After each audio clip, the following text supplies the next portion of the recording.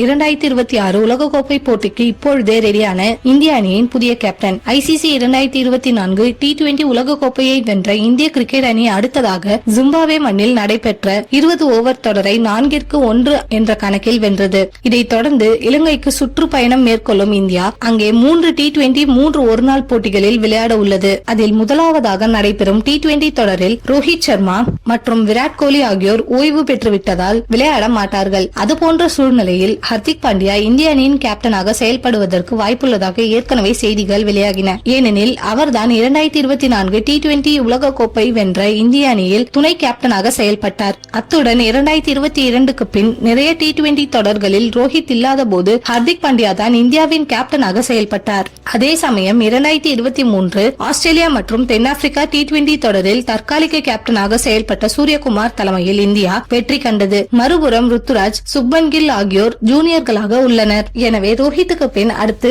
T20 captain ஆகும் போட்டியில் பாண்டியா, சூரியகுமார் ஆகியோர் உள்ளனர். இந்நிலையில் இலங்கை மட்டுமின்றி அடுத்த 2026 T20 உலகக்கோப்பைக்கு சூரியகுமாரை இப்போதிலிருந்தே கேப்டனாக வளர்க்க புதிய பயிற்சியாளர் கௌதம் கம்பீர் பரிந்துரைத்துள்ளதாக செய்திகள் வெளியாகியுள்ளது. இது பற்றி டைம்ஸ் ஆஃப் இந்தியா இணையத்தில் PCCI நிர்வாகி கூறியுள்ளது பின்வருமாறு: ஹர்திக் பாண்டியா துணை கேப்டனாக இருந்தார். எனவே ரோஹித்துக்கு பின் இயற்கையாக அவரே அடுத்த கேப்டனாக வேண்டும். ஆனால் தேர்வு குழுவினர் மற்றும் கம்பீர் ஆகியோர் சூரியகுமாரை விரும்புகின்றனர். ஏனெனில் காயம் காரணமாக ஹர்திக் பாண்டியா இந்தியா விளையாடும் ஒவ்வொரு தொடரிலும் விளையாடுவாரா என்பது உறுதியாக தெரியவில்லை. மறுபுறம் தேர்வு குழுவினர் 2026 T20 உலகக்கோப்பையை மையமாக வைத்து நிலையான கேப்டனை உருவாக்க விரும்புகின்றனர். இது பற்றி பாண்டியா மற்றும் சூரியகுமார் ஆகிய இருவரிடமும் தெரிவிக்கப்பட்டுள்ளது. அவர்களிடம் தெளிவான விலை கொடுக்கப்பட்டுள்ளது. எனவே தேர்வுக்குழு சொல்லும் நிபந்தனைகளை ஏற்பது பாண்டியாவின் கையில் உள்ளது.